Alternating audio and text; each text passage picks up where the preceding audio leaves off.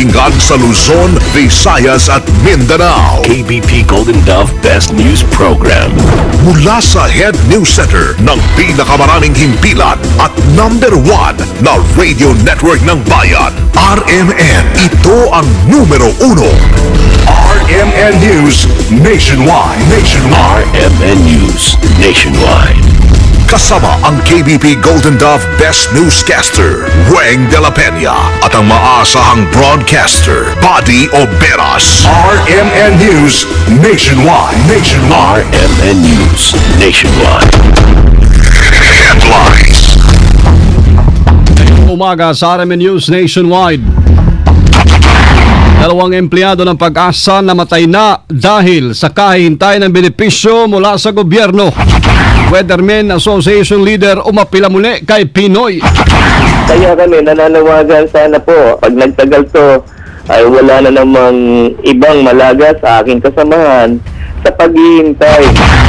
Palasyo, nagbanta na kakasuhan at papangalanan ng mga profesional na hindi nagbabayad ng buwis.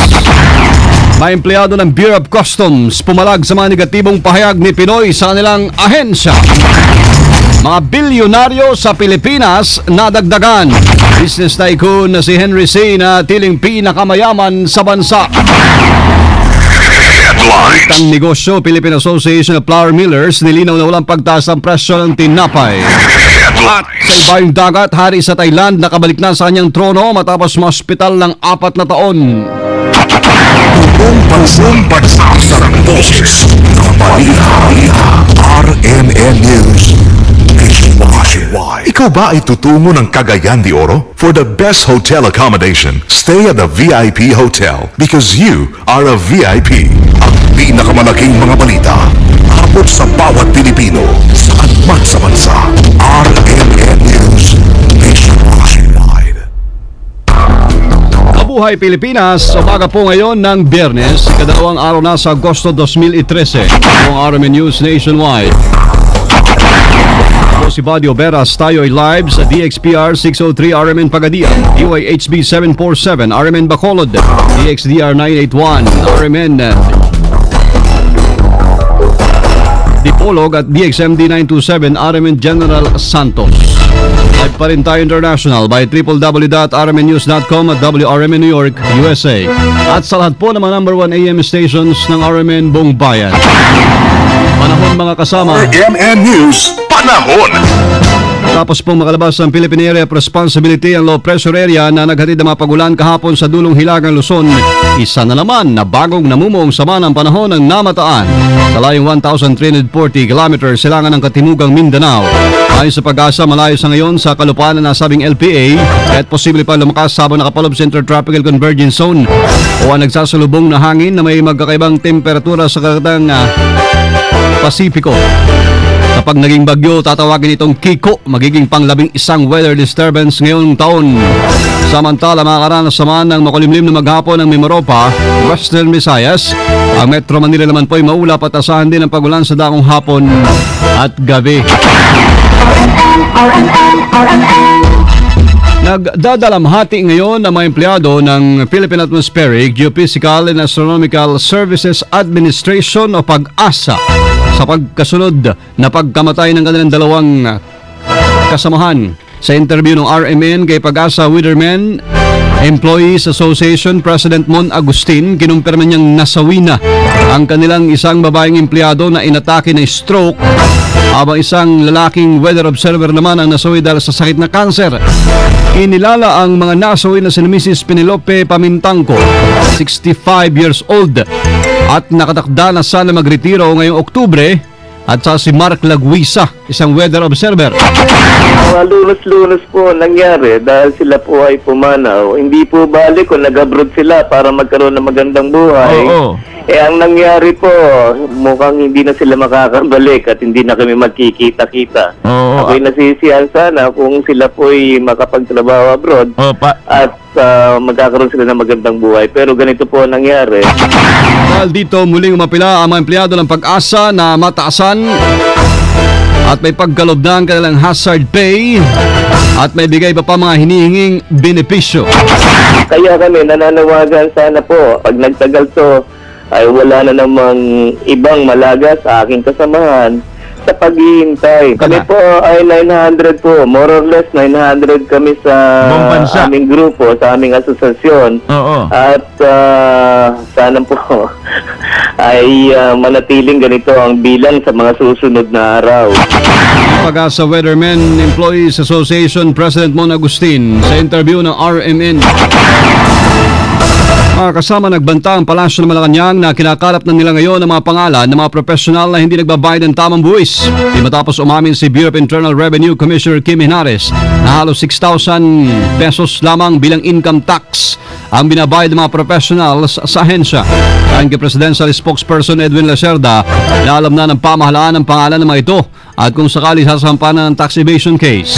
Nilinaw naman yan, dadaan pa sa proseso ang pagsampa ng kaso sa mga professional na hindi nagbabayad ng tamang buwis.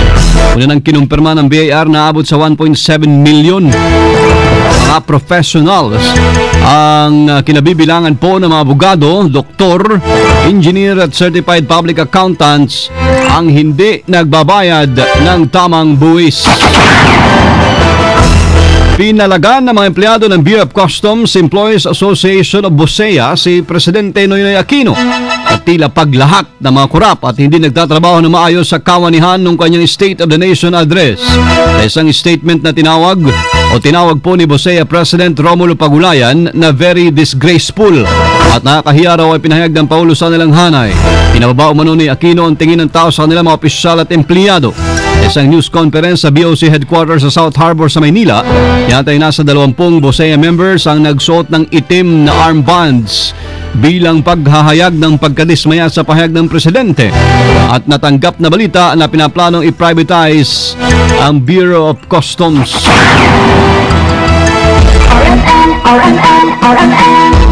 Umakyat na sa 17 ang bilang ng mga bilyonaryo sa Pilipinas. Batay sa listahan po ng Forbes, mas mataas ito sa nakalipas na taon, kung saan 15 lamang ang tinatawag na dollar billionaire. Pinaunahan niya ng business tycoon na si Henry C., kung saan ito na ang kanya ika-6 na taon sa pwesto. Patuloy naman ang pamayagpag ni C na may net worth na abot sa $12 billion. Ang pamilya siya may-ari po ng SM Malls at SM Prime Holdings, isang napipintong maging pinakamalaking developer sa bansa sa market cap nito na $14 billion. Natili naman sa ikalawang pwesto si Lucio Tan na may-ari ng Philip Morris Fortune Tobacco sa kanyang $7.5 billion na net worth. Ilan sa mga kilalang pangalan nakapasok ay sina John Gokongwei Jr. ng JG Summit. Nasa pang-5 pwesto sa kanyang $3.4 billion na net worth. Jaime Sobel de Ayala ng Ayala Corporation nasa pang-6 na pwesto. Merong $3.1 billion net worth. At Roberto Ungpin ng Atok Bigwigs na nasa ikalabing apat na pwesto sa kanyang $1.3 billion na net worth. Napabilang na rin sa listahan mga dollar billionaire si dating Senador Manny Villar na nasa ikalabing-6 na pwesto sa kanyang $1.5 billion na net worth. Nasa ika-22 pwesto naman ang patriarka ng Lopez Holdings na si Oscar Lopez sa kanyang $675 million na net worth. Walang dahilan, mga kasama, para magtaas po ng presyo ng tinapay. Aba ng detalye ng balitang yan. NLF, maaari nang maging isang political party at sumali sa halalan kapag nabuo ng basic law ng Bangsamoro. Sama natin sa balita, Deo de Guzman. RMN Report! Inimbitahan ng Palasyo ng Malacanang ang Moro National Liberation Front na makilahok sa magaganap na halalan kapag naipatupad na ang mga nakasaad sa framework agreement kung saan magkakaroon ng basic law para sa Bangsamoro. Ito ang naging pahayag ng Palasyo sa harap na rin ng pag-aalboroto ni dating MNLF Chairman Nurmi Suari dahil nangangamba ito na kapag nagkaroon na ng peace agreement ang gobyerno at ang Moro Islamic Liberation Front o MILF ay maibabasura na ang 1996 peace agreement ng gobyerno sa MNLF.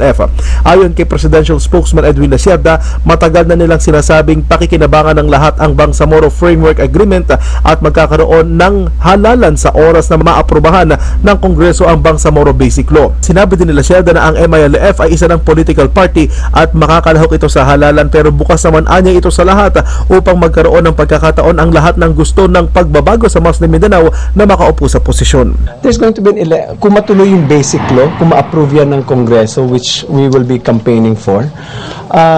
Tandaan ninyo, ang MILF is registered already as a political party.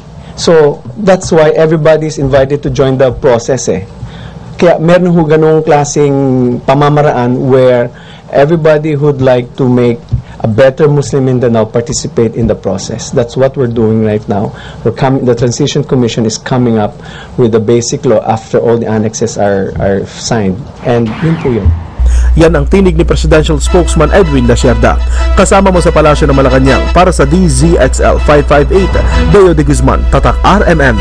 Radyo mo nationwide. Paglutang ng pangalan na may dinawit sa pork barrel scam ay tuturing umanong obstruction of justice. Kasama natin sa balita Angel Ronquillo. RMN Report. Ituturing niyo man ng obstruction of justice ang paglalanta ng mga pangalan na hindi naman kasama sa inimbestigahan ng mga otoridad kaugnay na isang kontrobersiya. Iyan ang tinukoy mismo ni Justice Secretary Laila de Lima kasunod ng paglutang ng pangalan ng 3 senador na kaalyado ng administrasyon sa muli nagbigay ng bahagi ng kanilang pork barrel sa mga NGOs na pag-aari ni Janet Lim Napoles. Ayon kay de Lima, matuturing kasi yung panggulo sa investigasyon lalo pa sabay-sabay ang mga malaking kaso na inimbestigahan na ng NBI.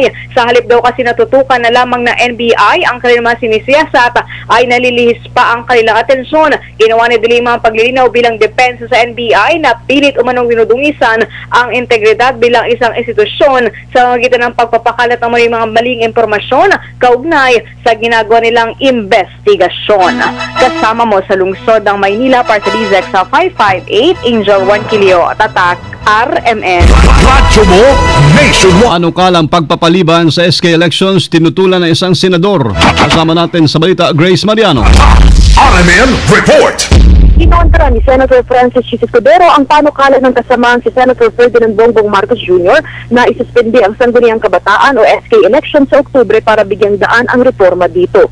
Katwiran ni Escudero, 3 kongreso nang naipagpapaliban ng SK elections at kung muli itong kakansilahin ay masyado nang matatanda ang mga nakaupong opisyal nito.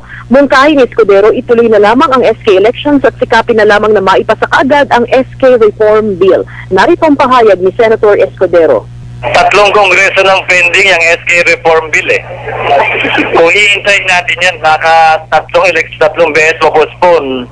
Over-age na naman yung mga SK. Remember, may age cap na ngayon ng SK. Kung i-extend natin yan, paano yung mga mag-overage na SK? Baka mas malaking komplikasyon ang malikanon. Pwede naman kasing ipagpatuloy yung election, pero isunod agad yung reforma. Ito ang tinig ni Senator Francis Chis Escudero. Kasama mo sa Senado, Grace Mariano, Tatak RMN. Radyo mo nationwide. RMN Nationwide Report. Solidarity Mass for Peace. Isasagawa po sa blast site. Kasama natin sa balita live si Alwin Salering ng RMN Cagayan de Oro. RMN Report. Isasagawa ngayong umaga ang Solidarity Mass for Peace sa blast site dito sa Cagayan de Oro City. Mag-iisang linggo na mamayang gabi ang nangyaring pagpapasabog ng bomba dito sa lungsod na kinamatay ng 8 katao at ikinasugat na may 4 na pupang mga sibilyana. Ipagdarasal ng mga residente ang maraliang solusyon sa kaso at matukoy na ang mga responsable sa krimen. Ipagdarasal rin na maibigay na sa mga biktima ng hustisya at sa hindi na maulit pa ang pangyayari lalo pa itong buwan din ay ipagdiriwang ng mga residente ang kapistahan ng lungsod. Samantala, inunungkahin na ng piskalya sa kapulisan na isang panahang kaso kahit artist sketch pa lang at walang pangalan ang mga suspect upang makapaglabas na ng warrant of arrest. Ngunit ayaw umanong madaliin ng kapulisan ang pagsasampa ng kaso hanggat hindi nila nakikilala ang mga suspect. 3 anggulo pa rin ang tinututukan ngayon ng mga otoridad na motibo na nasabing pagpapasabog. Una ang posibleng ang itinatupad na programa ng bagong administrasyon dito sa lungsod, ikalawa ay ang terorismo at ang pangatlo ay ang posibleng may target na tao sa lugar na pinangyarihan. Kasama mo sa DXCC Cagayan de Oro, Alvin Salering, Tatak RMN. Radyo mo nationwide. RMN News Negosyo. Kasama, wala pong dahilan para magtaas ang presyo ng tinapay. Yan ang nilinaw ng Philippine Association of Flour Millers Incorporated sa harap na nakambang pagtataas sa presyo ng tinapay. Sa interview ng RMN kay Pop Mill Executive Director Rick Pinca, Hindi makatwira na magmahal ang halaga ng mga tinapay lalo na mga Pinoy Tasty dahil wala pa raw go signal para sa implementasyon nito mula sa Department of Trade and Industry. Pinayuhan ng mga magharina mga nagmamadaling panadero na hintay na lang muna ang abiso ng DTI bago ito magpatupad. Dahil na kami ng complaint sa Department of Agriculture at nire-review nga nila ito. Ang sabi ng DA, mukhang meron kayong kaso. No? Mukhang meron kayong kaso, pero wala pang sagot yung mga taga-Turkey. No? Hindi pa sila sumasagot sa complaint na na pinadala nyo. Kaya hindi pa tayo pwedeng gumawa ng desisyon. Hintayin muna natin sila, humingi sila ng 15 more days to complete their papers. At sasagot naman daw, yun ang sabi. Nag-request lang sila ng postponement kasi Ramadan daw sa kanila. May proseso naman May proseso naman. Hindi naman ito basta-basta ginagawa. Nagmamadali lang itong ating mga kaibigang panadero na gusto magtaas agad ng presyo. RMN News Abroad. Sa Thailand, bibilibong taga-suporta ni King Bhumibol Adulyadej ang sumalubong sa kanyang pagbalik palasyo ay matapos ang kanyang 4 na taong pananatili sa ospital dahil sa paglaban sa kanyang sakit sa baga na nagsimula noong September 2009. Karamihan sa mga residente ay nagsuot pa ng dilaw at pink bilang pagsalubong sa kanilang 85 anyos na hari. Kasama ng hari ang kanyang misis sa si Queen Sirikit na nabatid na na-ospital din noong manaraang taon. Dapat sa Bangkok Traffic Police na tiyatay nasa 20,000 hanggang 30,000 katao ang dumalo sa mahalagang okasyon. Live tayo mga kasama mula sa RMN News Center, Makati City, Metro Manila, Philippines. Inyo pong narinig ang RMN News Nationwide. Biyernes na ngayon, 2 na Agosto 2013. Yan sa mga taga Davao. Susunod na po dyan si nakasamang Michelle Miral at Bernard Pantaleon sa RMN News Diretso Balitang Davao sa DXDC 621. Ano rin po yung aming naging pagbabalita ngayong umagang ito ng Biyernes. Sa YouTube pa rin, type lamang ang RMN News Nationwide. Thank you Lord. Muli po tayong nagkasama-sama. Salamat po sa inyong naging panahon. Kasama nyo sa serbisyo publiko sa alam po ni Weng de la Peña. Ako si Buddy Oberas. Dito pa rin mga kasama sa tahanan na may pinakamaraming number 1. Pinakamaraming himpilan, RMN Radyo Mo Nationwide. Pinakamalaking mga balita. Abot sa bawat Pilipino. Saan man sa bansa. RMN News Nationwide. At 7:18. Lumalamig na ba si Mister kay Mrs.?